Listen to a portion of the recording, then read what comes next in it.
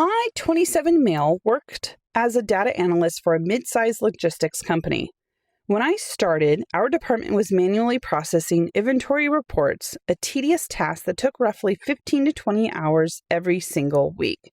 To make my own life easier, I spent my personal time writing a complex automated VBA script, a macro, in Excel. It reduced the 20-hour weekly grind down to a single click that finished in 30 seconds. Instead of keeping it to myself, I shared it with my manager, Derek. Derek was thrilled. However, during the next quarterly review with corporate executives, Derek presented the automation project as his own personal innovation.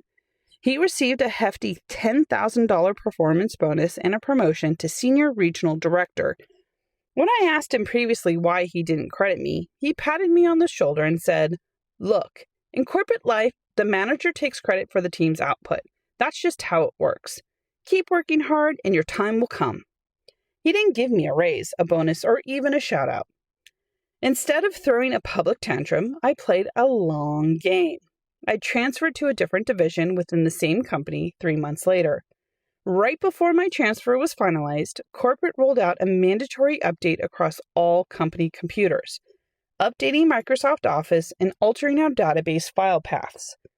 Because the automated macro was built on my old user credentials and hand-coded file paths, the script completely broke. Derek had no idea how coding worked. He only knew how to click the button. When he clicked it on Monday morning, Excel threw a fatal error code. Panicking because the executive report was due in 2 hours, Derek called me demanding that I come over to his department immediately to fix our script. I calmly told him over the phone, "I'm in a new department now with my own deadlines. Besides, since you created the script for your bonus presentation, you should know how to fix it." Derek tried to throw me under the bus. He filed an official grievance with HR, claiming I was sabotaging company infrastructure and refusing to assist senior management. That was his fatal mistake. HR called us both into the meeting alongside the VP of Operations. When asked about the broken software, Derek claimed I was hiding proprietary code from him. I calmly pulled out my laptop and presented a complete digital paper trail. The original source code timestamps on my personal GitHub, showing creation dates outside of working hours.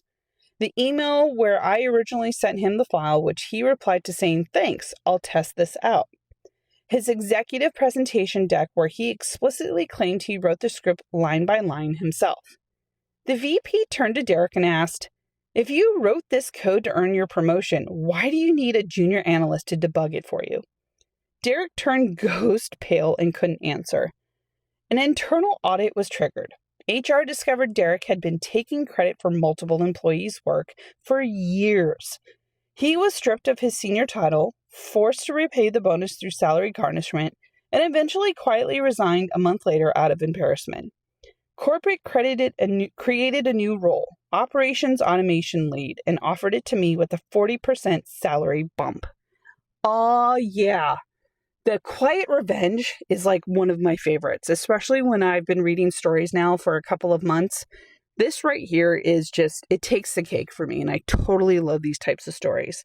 And if you like these types of stories, make sure to follow along. I read them daily and the full story. No cliffhangers here.